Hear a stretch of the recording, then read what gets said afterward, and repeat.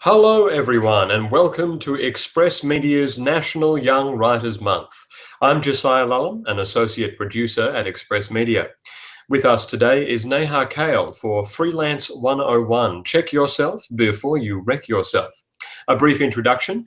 Neha Kale is a Sydney-based freelance writer. Her features, profiles, and essays regularly appear in a range of print and online publications, including Daily Life, Vault, Broadsheet, The Collective, Open Skies, and more. Now, when we begin, you can join the conversation and ask questions by tweeting using the hashtag #NYWM15. Now, Neha, over to you. Hi, everyone. I'm going to be talking to you guys just about the basics of freelancing and how you go about making a living as a freelance writer. A bit about myself. I've been freelancing for about 6 years. 3 of those years, I was doing it part-time around having a day job. And I kind of knew that I always wanted to do it full-time. I knew that if I really wanted to work on the sort of things that I wanted to work on as a writer and achieve the things that I wanted to achieve, that there's no way I could be doing it whilst having a 9-to-5. So about 3 years ago, I decided to make the move to Sydney and started freelancing full time. And there's a lot of mythology around freelancing, and I'm here to just kind of clear some of that up. I think it's kind of important. When you think about going to freelancing, is working out how you make a living and what kind of works for you. I've got a couple of quotes up here that kind of sums this up. A quote by Virginia Woolf and a quote by Cormac McCarthy. The first one, a woman must have money and a room of her own if she wants to write fiction. I'm a non-fiction writer, but I think the same applies. And the other is, I never had any doubts about my abilities. I knew I could write. I just had to figure out how to eat while doing this. And I guess I just wanted to talk a little bit about, the way I do it is, I have a lot of, some copywriting and content work that I juggle with writing magazine articles and feature articles. And for me, that kind of enables that I can actually pay my rent whilst pursuing the ideas that I really want to pursue. So first thing, I'm just going to go into, I'm actually going to just talk about all the different aspects that are related to freelancing.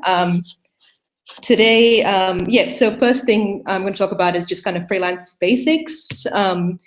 Invoicing, I've always hated invoicing, but you kind of have to learn how to love it as a freelancer if you want to get, paid and pay your bills and basically, not be evicted. I'm going to talk to you a little bit about pitching, about rejection, which is a really big one. And it's something that, a lot of writers get disheartened by, but it's something that you have to learn to embrace and work with if you're a freelancer.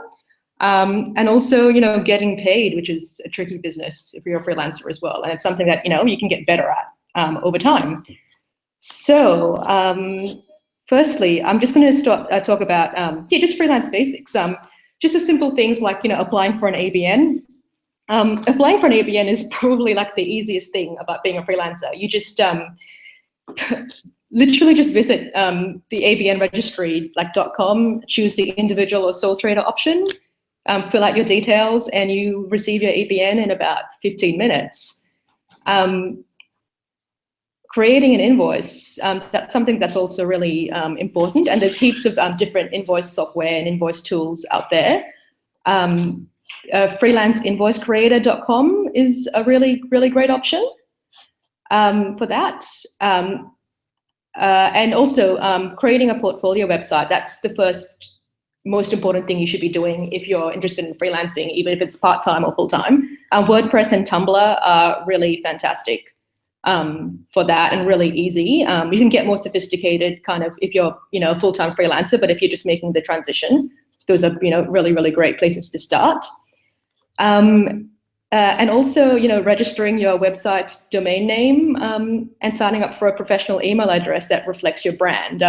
Like back in the 90s, there was a trend towards like really kind of funky or quirky email addresses. If you want to be taken seriously by editors, it's really important that you have something that reflects your brand and there's this consistency with how you present yourself. All right, and then yeah, working with editors. This is the big thing that's, I guess, as I've developed myself as a freelancer, this is something that I've become better and better at. And it's something that, it's a constant process. Basically, if you're really interested in pitching a magazine, everyone says this, but you have to read like a demon. Just read obsessively. Read the publication you'd like to be published in extremely closely, with incredibly close attention to factors such as style, tone, word count, and approach. I even sometimes keep notes on the editor's name, their interests, what they like to publish, any patterns that you see. The more intelligence you can gather into the kinds of things that, publications and editors like, the more chance you have of getting published. You've got to craft a pitch that uses the publication's style and tone, briefly introduces yourself, your story idea, how you plan to tackle it, any interviews you want to speak to. And it's important to understand the difference between an idea and a topic. And this is a big mistake that a lot of early freelancers, like freelancers just starting out, sort of make. You've got to make sure that your story actually has legs, that there's an actual argument and an actual idea that's original and fresh, rather than just a general topic. So, if I was, like pitching a trend piece on, like up and coming artists, I would try to kind of, like identify a hook about that story that's unique, rather than just a topic that the editor might have heard a million times before. Work hard to find a really unusual angle on a story. And this sounds a little bit dorky, but it's really important to use your own excitement as like a litmus test for what you want to pitch and what you want to pursue.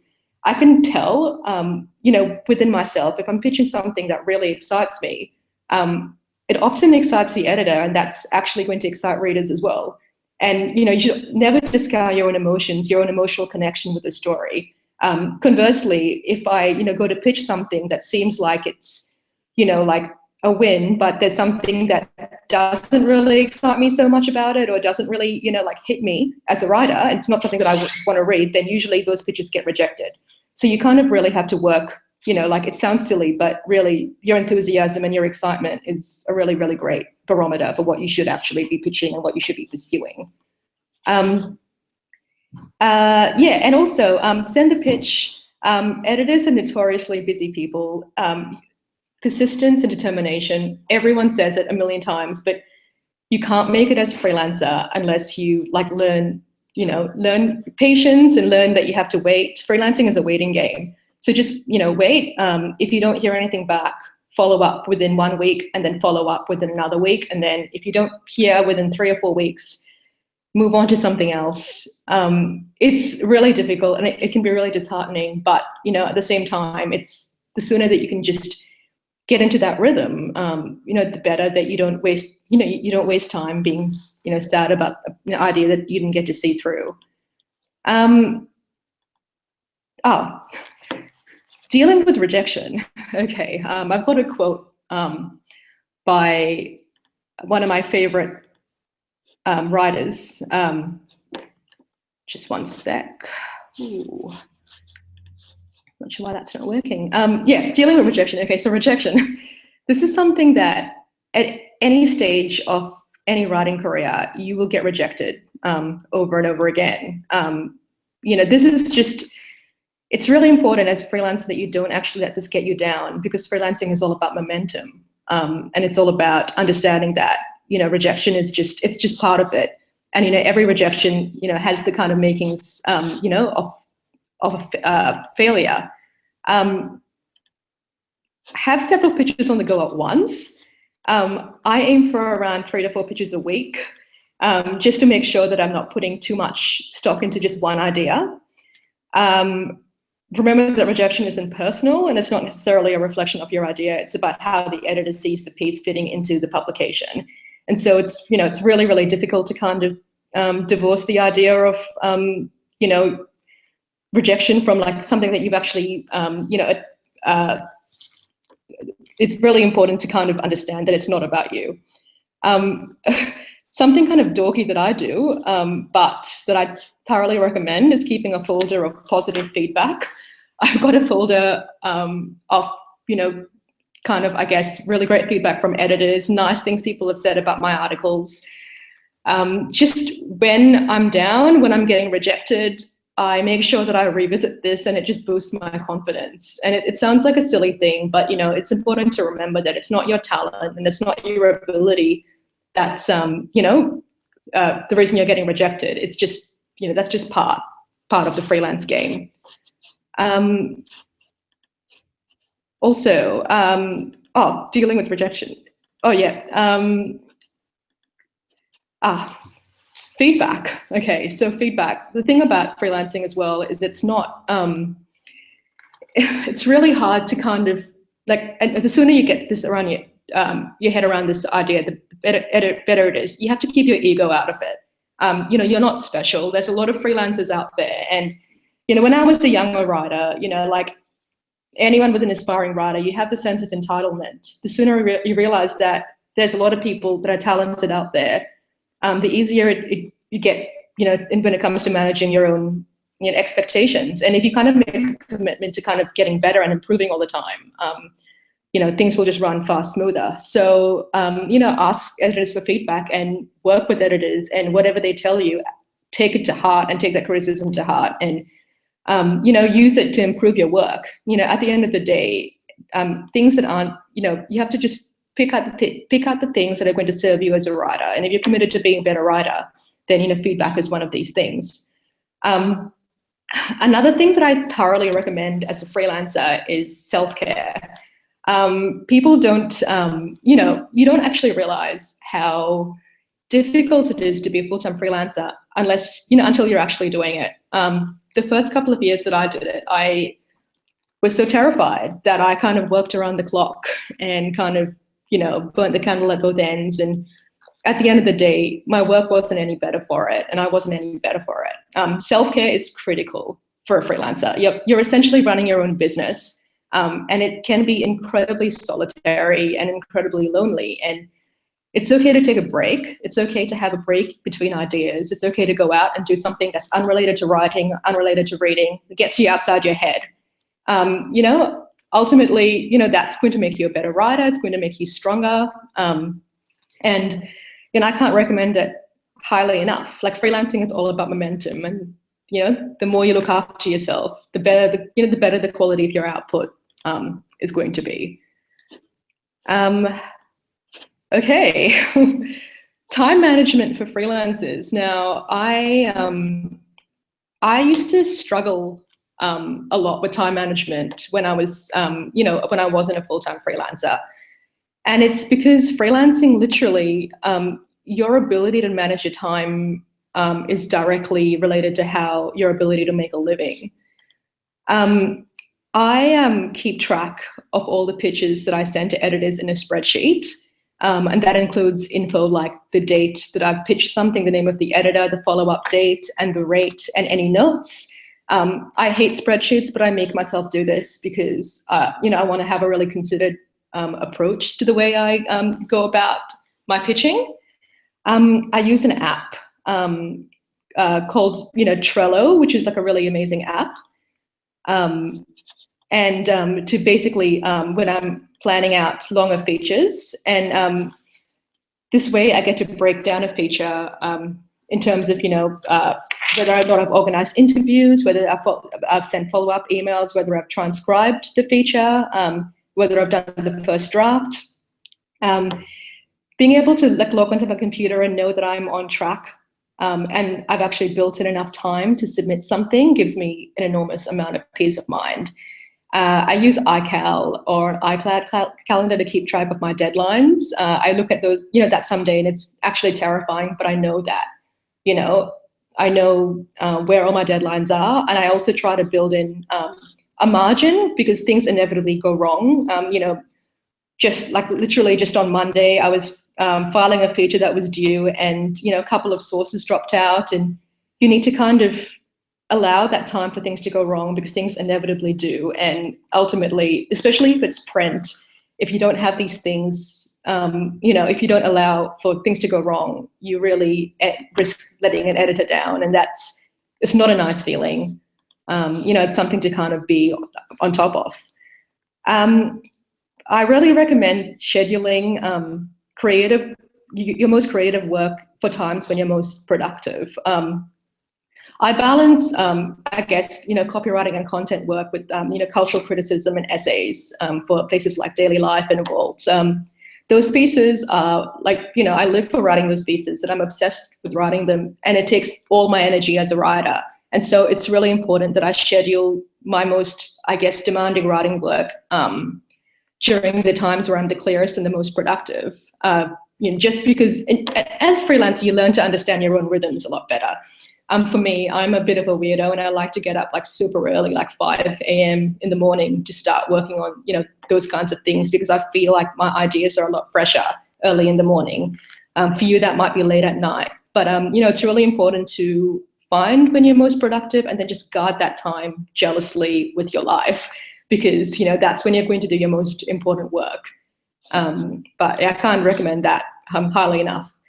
All right, you also need to really learn to allocate a value to your time. For instance, I do a lot of I guess content and articles that say I'm getting paid maybe $150 for. Those pieces, which are just like commercial pieces, I don't spend any longer than 2 to 3 hours on them. Make sure that it's of an incredibly high quality and proof, and don't hand in anything substandard. But it's really important to know how much your time is worth, because it can make it's literally the difference between being able to pay rent, being able to spend half a day researching a story that you really want to research. It sounds really, the economics of freelancing is something that doesn't come naturally to me, doesn't come naturally to a lot of writers. But the sooner you understand how to value your time and how to manage that, the more successful you'll be, and the more creativity and energy you'll have left over for the endeavors that are really, really important to you. Let me see. Oh, okay. So I'm just going to give you a little bit of a rundown when it comes to freelance economics. Just one sec. Just bear with me for 1 second whilst I get the right slide up.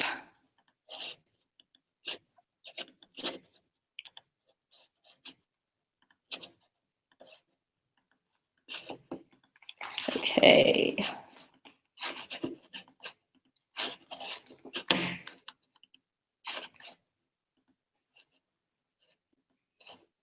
One minute.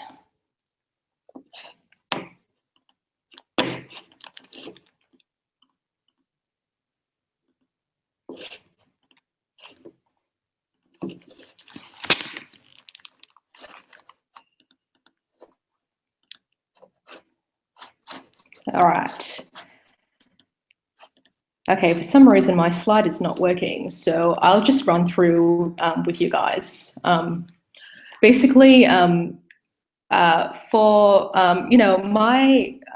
the rates that I charge vary according to what it is that I'm doing. For commercial clients and copywriting clients, I charge like $90 to $100 an hour, and that sounds like a lot, but that's when you actually realize how many unbillable hours that you tend to rack up as a freelancer, it's actually not a lot of money. And so those are the highest rates. For magazine features, I get paid anything between 30 cents to 65 cents a word. Print rates are dropping, but they're still a lot better than online rates. So in terms of making money, that's it's really worth considering. Online articles usually I get paid anything between $80 to $350 for those ones. But those, particularly the kind of like longer cultural criticism, as any writer knows, that takes such a long time to produce. So basically, when I look at everything that I get, paid as a freelancer, like the commercial work, the amount of time I spend on that work offsets the day and a half or 2 days that it takes for me to write like a longer essay or a longer piece of cultural criticism. So I guess it's all about finding a model that works for you.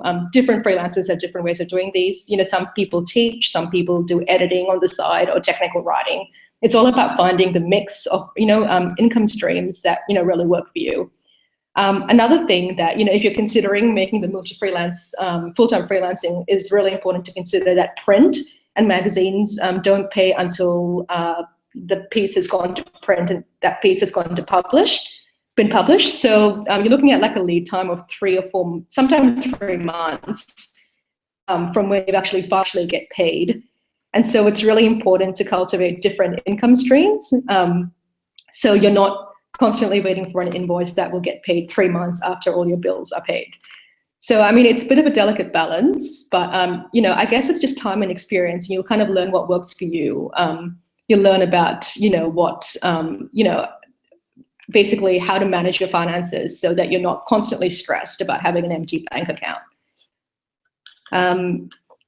Okay, getting paid.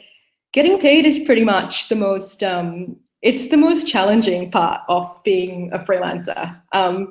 And it's the one that I had the hardest time, I guess. The first year that I was freelancing full time, I felt like I was working around the clock, yet I had no money and I couldn't understand why that was. Just a few tips if you're contemplating, becoming a full-time freelancer. You have to follow up with accounts straight away if your invoices haven't been paid, and you have to get really, really comfortable about talking about money. When you don't have a salary, basically not getting paid for something that you worked on is difference between you. It can be the difference between you eating and paying rent and not eating and not paying rent. So make it a complete priority, and don't feel ashamed to chase that money. You're a writer and you're an artist, but you're also trying to make a living, and most people can respect that. So, you have to respect that within yourself first. I chase invoices, and I do follow-ups on invoices at least once a week. I just put that time on my calendar so I know that that's what that time is for. If you're freelancing full-time, don't make a mistake that I made by not opening a separate bank account for your freelance income. I do that now because it sounds silly and you don't learn this stuff until someone tells you, but basically it's so much easier to control your invoices and to control your, what you're being paid and what your expenses are if it's all going into one account. And then I pay myself out of that account. It sounds like a simple thing, but it can actually make all the difference in the world when it comes to your freelance admin. Also, put aside 30% of everything that you earn in tax. Most bank accounts have a separate account for that. And again, I can't recommend that highly enough. There's nothing worse than getting a massive tax bill and ending up in debt. As a freelancer, when you've chosen this path to kind of make yourself, to kind of liberate yourself from the 9 to 5, and it's absolutely worse. If you just end up chasing your tail. So yeah, 30% of every single invoice goes in that account, and then you have peace of mind about not having an awful tax bill at the end of the financial year. Hire an arts accountant if you can afford it. I have an amazing arts accountant, and they're expensive, but they're completely worth it.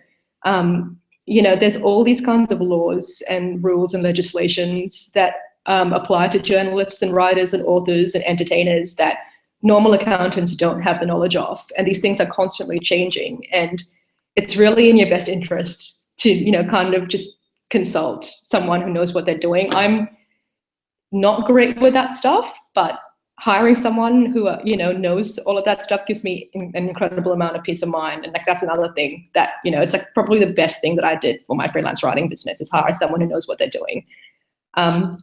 Keep every single receipt ever. I write across a whole range of things. I write about art and film, and I write cultural criticism and essays, and pretty much everything that I do somehow it finds its way back into my work. And those are legitimate deductions. But if you don't have evidence of these things, you can't actually, deduct any of them. So just, it's a pain, but just keep every single receipt ever. And then, you can work out whether you can deduct it later on. And again, with invoicing, literally just follow up and don't be scared. Probably the biggest bugbear that I have with freelancing is people always take forever to pay you, but you have to be proactive and you have to be on top of these things. Otherwise, I mean, it's your livelihood. But I mean, having said, all of that, like freelancing, don't be scared by all the, I guess, all the kind of presumptions about freelancing. It's actually an amazing way to make a living as a writer. It gives me enormous freedom as a writer to be able to make a living and pursue the ideas that I want to pursue and to grow and to read. And I've had some incredible opportunities, and I can't recommend the path highly enough. But it's just really important, I guess, to have the right structures and strategies in place to be able to do it. I guess, yeah, does anyone have any questions? If anyone's got any questions.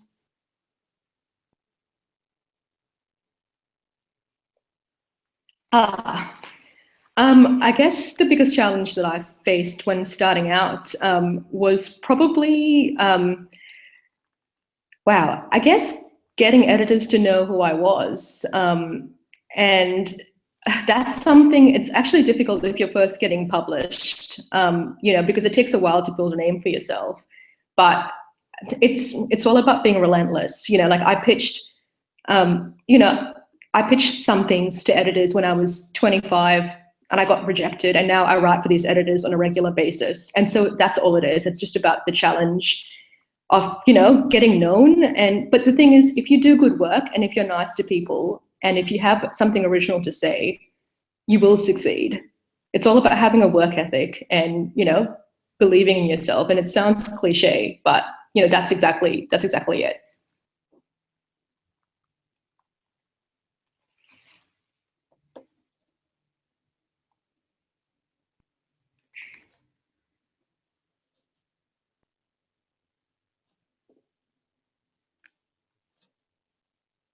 Nope.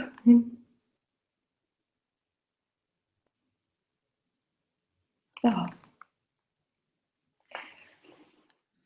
A challenge that comes up regularly is kind of, I guess, valuing your work and knowing what to value your work at. I know there's a lot of debates in the industry at the moment about writing for free. And that's, constantly something that happens. I mean, I did write for free early on in my career, but I wouldn't do it now. And it's, constantly something that you have to get really comfortable with valuing your work as a freelancer and knowing,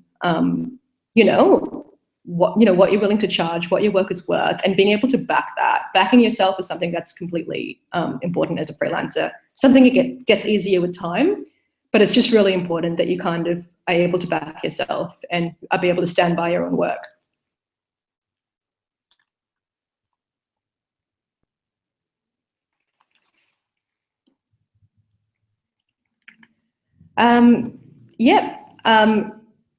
Is that in terms of, in terms of my hourly rate? My hourly rate basically,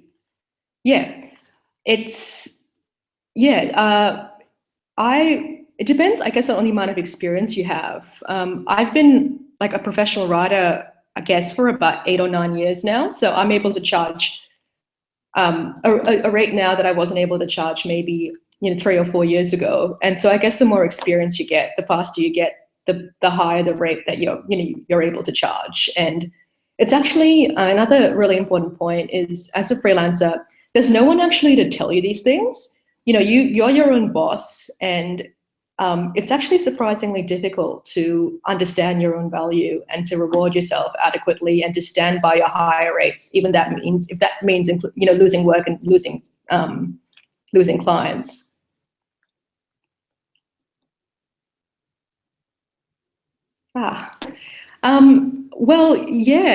Not in a formal way, but there's definitely been people in my career that I really, really look up to, that really believed in my ideas, and that has been massively, massively important to me. My editor at Vault, Dan Rule, who's an art critic at The Age, believed in my ideas really early on, and that kind of, because he's someone that I admire a lot, that actually gave me a lot of confidence that I had what it takes to be a freelancer. My editors at Daily Life took a chance on me when I was starting out, and now I write for them regularly. And so it's really, really, really important, and it can be so life-changing when someone who you really admire sees something in your work. And, you know, but at the same time, you know, you can't, that almost happens organically. You just have to do the best work that you can do and say the things that you need to say. And often people will notice something special in your work, and that usually just comes about organically, I guess.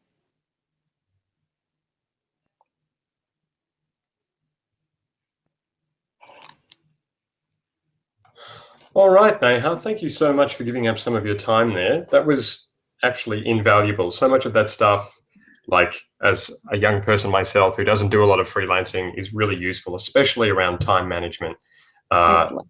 Yeah, that's like pearls of wisdom there, guys. Hold on to that. Thank you so much, everyone, for tuning in for this National Young Writers Month online event. And as I said, a big thank you to Neha Kale for giving up some of her time.